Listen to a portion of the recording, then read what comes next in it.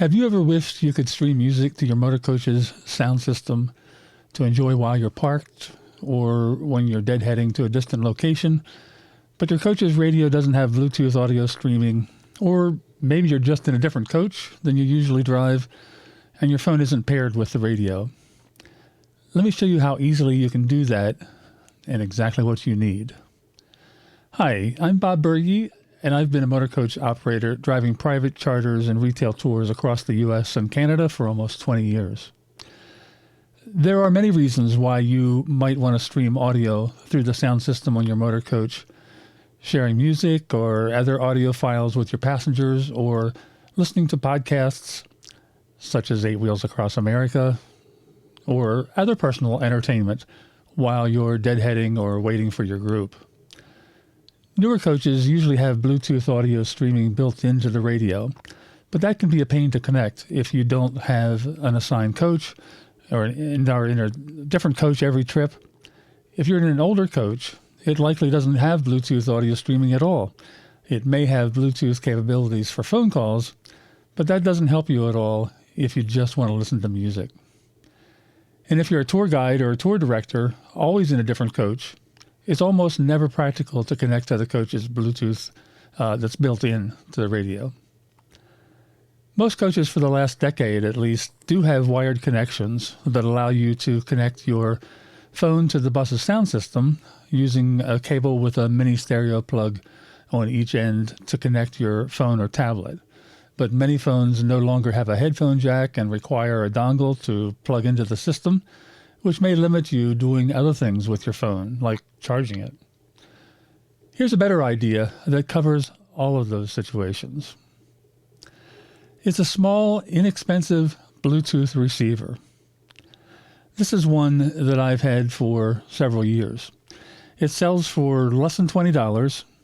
This particular model, the brand is MPOW. It's no longer available, although they still have other models, newer models that are still available. I'll link one of them in the comments below. In addition to the receiver, you will need a cable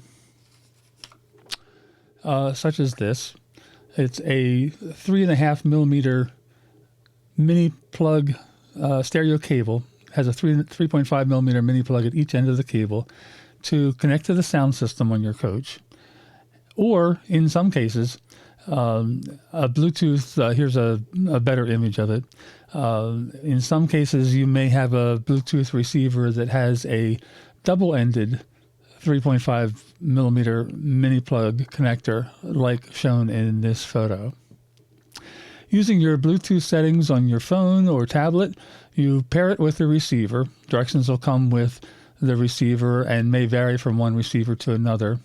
With this one, I turned it on by pressing the power button on the receiver and hold it down a few seconds until it goes into pairing mode. And then in the Bluetooth settings on my phone, it will show up in new devices. You can see it there at the bottom of the screen.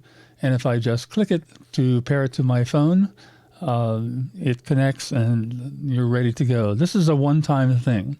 The next time you want to use it, all you have to do is briefly click the power button, and you'll see it connect again, and you get a single blink. In the case of mine, and many of them work the same way, and the receiver will recognize it from your phone or whatever device you have it paired to previously.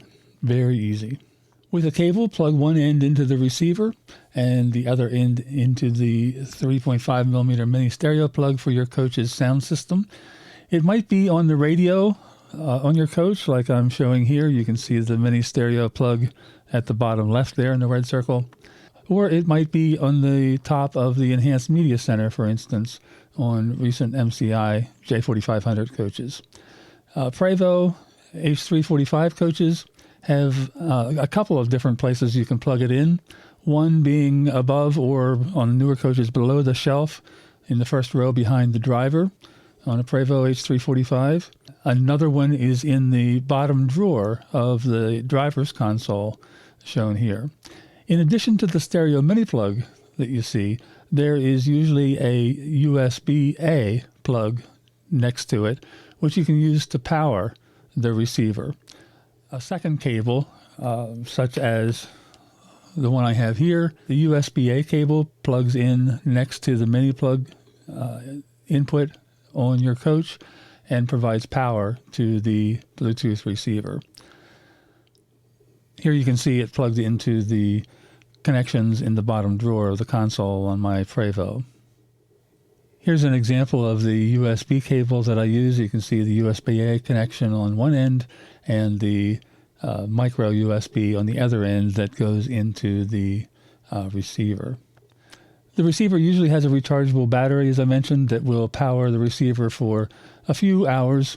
But with the USB cable, you don't have to worry about that. You can charge the receiver while you're using it. As I've shown in this photo, you can have both these cables connected in the bottom drawer of the Prevo. Then I close the drawer and it's out of sight. Now when you're playing music or a podcast or other studio file on your phone or tablet, just make sure Bluetooth is turned on and your device is connected and ready to go, and you're all set. Make sure the radio is powered on and set to receive audio from the stereo mini plug input. On my Prevo, I push this input button on the radio until it shows AUX2, AUX2, and turn the amplifier power on and set it to radio CD, as shown here. The volume dial on the radio will control the volume to the driver speakers in the cockpit, and the volume dial on the amplifier will control the volume to the passengers in the cabin. Your coach may be slightly different, but this should give you a good idea of what to look for. I recommend you use a setup like this even if you're fortunate to have a coach with a radio that has Bluetooth audio streaming built in, simply because your setup is always the same and your phone and Bluetooth receiver don't have to be paired individually with every different coach you drive. So you pair it once and you're done. If you always drive the same coach, you don't need any of this and can just pair your device with your coach's sound system and you're good to go. But for most of us, that's not an option. What happens if you're driving an older coach that doesn't have a stereo mini plug input anywhere on the coach? You're not totally out of luck. In that case, you can use a Bluetooth to FM transmitter. These devices don't connect directly to your coach's radio. Instead, after pairing to your phone or tablet, they broadcast an FM signal to your coach's radio.